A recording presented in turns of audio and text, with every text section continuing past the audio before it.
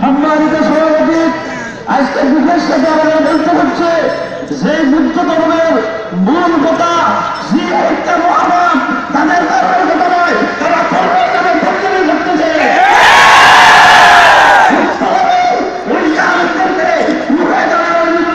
বিশ্বের মুসলিমরা এক হও, জেহাদে অবতরণ করো। এখন সংক্ষিপ্ত বক্তব্য রাখবেন হেফাজতুল ইসলাম বাংলাদেশ ফেনী জেলার সংগ্রামী সহসাধারণ সম্পাদক মাওলানা মুফতি কাসেম।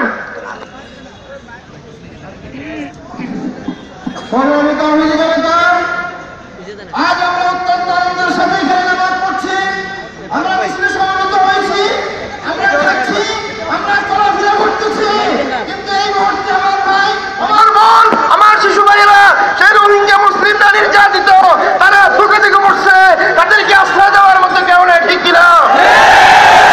তারা টাঙ্গায় বাঘের ভয়ে আর ফানিতে কুমিরের ভয়ে, সেখানে নেশাখা বাহিনী, মিয়ানমারের সেনাবাহিনীর ভয়ে আর বাংলাদেশের সরকারের পায়ে চাটা গোলাম সেই বিজিবির ভয়ে তারা কোথাও পাচ্ছে না।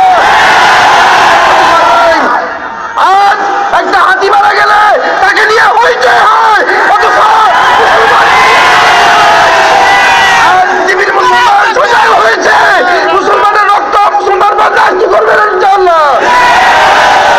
এই কোনো কিছুর বিনিময়ে আমরা রক্ত দিয়ে সেই মায়ানমারের নির্যাতনকে বন্ধ করতে রাজি আছি ইনশাআল্লাহ। সংক্ষিপ্ত বক্তব্য রাখবেন হেফাজতুল ইসলাম ফেনী জেলা শাখার সংগ্রামী সহ সাংগঠনিক সম্পাদক মাওলানা আব্দুল্লাহ। আসসালামু আলাইকুম রহমতুল্লাহ। সংগ্রামী তাওহীদি জনতা, পার্শ্ববর্তী দেশ মিয়ানমার বৌদ্ধ অধ্যুষিত দেশ, সেই দেশের বর্তমান সরকার প্রধান শান্তির নোবেল প্রাপ্ত, কিন্তু ওই শান্তির নোবেল প্রাপ্ত নেতৃত্বে আমাদের মুসলমান ভাইদের রক্ত নিয়ে ছিনিমিনি গেছে। ইনশাআল্লাহ এই অবস্থা চলতে দেওয়া যাবে না। সারা বিশ্বের মুসলমান জেগে উঠছে, আমরা তাদের সাথে আমাদের বাইরে রক্তের সাথে আমরা বেইমানি করতে পারবো না। মুসলমানের রক্ত বিদায় যাবে না, ইনশা আমরা যেতে দেবো না। বাংলাদেশ জিন্দাবাদ। সংগ্রামে উপস্থিতি এ পর্যায়ে সংক্ষিপ্ত বক্তব্য রাখবেন ফেনী রেল স্টেশন মসজিদের মোহতারাম খতিব হযরত মাওলানা মুফতি মনসুরুল হক। নাহমাদুহু ওয়া নুসাল্লি আলা রাসূলিহিল কারীম। সম্মানিত মুসল্লিয়ানি কেরাম, ছোট ছোট বাচ্চাদেরকে গাড়ির পিছনে রশিতে বেঁধে টানা হচ্ছে মিয়ানমারে। লোহার খাঁচায় অনেকগুলো মানুষ মুসলমান নারী পুরুষকে বেঁধে পানিতে ডুবায় রাখতেছে। কোন সংবাদ মিডিয়াকে ঢুকতে দিচ্ছে না, তারাই ভিডিও করে তারাই ছাড়তেছে মুসলমানদেরকে ধিক্কার দেওয়ার জন্য। এই কথা সহ্য করা যায় না। এই জন্য আমরা সকলেই দাবি জানাই, আন্তর্জাতিক মানবাধিকার সংস্থা তোমরা কেন নিচ্ছুপ? ওআইসি কেন নিচ্ছুপ? বিশ্ব মুসলিম তোমরা কেন নিচ্ছুপ? এই কথা আমরা জানতে চাই। কি বলেন? এভাবে নিচ্ছুপ থাকা যাবে না। মুসলমানদেরকে এভাবে নির্যাতন করা হবে, অথচ সামান্যতম হিন্দুদের কিছু হলে পুরা বিশ্বের সবাই লড়ে উঠে আর মুসলমানদেরকে এভাবে। আন্তর্জাতিক মানবাধিকার সংস্থা তাদেরকে আজ জঙ্গি বলছে না, তাদেরকে কোন ধরনের সন্ত্রাসী বলছে না। তাহলে সকলেই এক মুসলমানদের বিরুদ্ধে। আমরা একথাই আজকে দাবি জানাতে চাই যে আন্তর্জাতিক মানবাধিকার সংস্থা তোমরা নিশ্চুপ থাকার কোনো সুযোগ নাই, ওআইসি নিশ্চুপ থাকার কোনো সুযোগ নাই, বিশ্ব মুসলিম নিশ্চুপ থাকার কোনো সুযোগ নাই। এই দাবি জানিয়ে আমার বক্তব্য এখানে শেষ করছি। সংগ্রামে উপস্থিতি এখন সংক্ষিপ্ত বক্তব্য রাখবেন হেফাজতুল ইসলাম বাংলাদেশ ফেনী জেলা শাখার সংগ্রামী সহ সাংগঠনিক সম্পাদক মাওলানা জালালউদ্দিন ফারুক। সংগ্রামী উপস্থিতি, সারা বিশ্বের আনাচে কানাচে যদি কোনো মুসলিম সামান্যতম নির্যাতিত হয়, তখন সারা বিশ্বের মানবাধিকার জাতিসংঘ, হিউম্যান রাইটস বলতে যা কিছু আছে, এরা মুসলমানদের বিরুদ্ধে জঙ্গিবাদের অপবাদ দিয়ে, নানান রকমের অপবাদ দিয়ে সারা বিশ্বে মুসলমানদের বিরুদ্ধে প্রোপাগান্ডা শুরু করে। কিন্তু মায়ানমারে অত্যন্ত নির্মমভাবে একমাত্র মুসলমান হওয়ার কারণে তাদেরকে যেভাবে নির্যাতন করা হচ্ছে, গণহারে দর্শন করা হচ্ছে, গণহারে তাদেরকে হত্যা করা হচ্ছে, আজকে বিশ্বের বিবেক জাতিসংঘ আজকে নিচ্ছুক, কারণ তারা মুসলমান।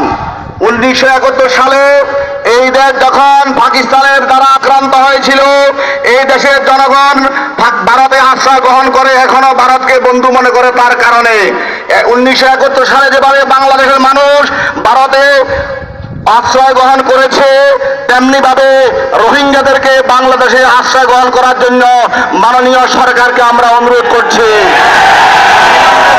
জন্য বলছি, তাদেরকে আসার জন্য দাও, আর না হলে এই লক্ষ লক্ষ মুসলমান ইনশাআল্লাহ আমরা মিয়ানমারের মুসলমানের পক্ষে লড়াইয়ের জন্য আমরা মায়ানমারে যেতে প্রস্তুত। ইনশাআল্লাহ মুসলমান মরে নাই, মুসলমান আছে, মায়ানমারের সাথে মুসলমান থাকবে।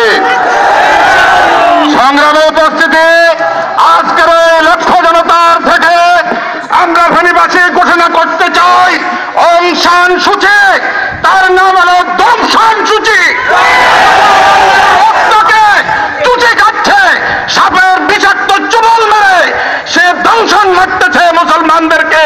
তার নাম অং সান সূচি নয়, তার নাম দংশন সূচি। বক্তব্য রাখবেন হেফাজত ইসলাম বাংলাদেশের ফেনী জেলা শাখার সংগ্রামী সাধারণ সম্পাদক মাওলানা জাফর আহমদ চৌধুরী।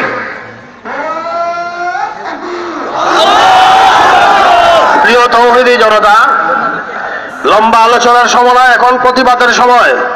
আমি সকল মুসলমান ভাইদেরকে, বাংলার সারা পৃথিবীর সকল মুসলমান ভাইদেরকে জানাই দিতে চাই, বার্মিজ পণ্য এখন থেকে বর্জন করার জন্য, এবং সরকারের নিকট জোর দাবি জানাইতে চাই, এই দেশের সকল জনগণ চায় বার্মার সাথে সম্পর্ক ছিন্ন করার জন্য, এবং বার্মার দূতাবাসকে এই 24 ঘন্টার ভিতরে বহিষ্কার করার জন্য আমাদের বক্তব্য দাবি। এ পর্যায়ে বক্তব্য রাখবেন হেফাজত ইসলাম বাংলাদেশ ফেনী জেলা শাখার সংগ্রামী সাধারণ সম্পাদক মাওলানা মুফতি ইলিয়াস সাহেব।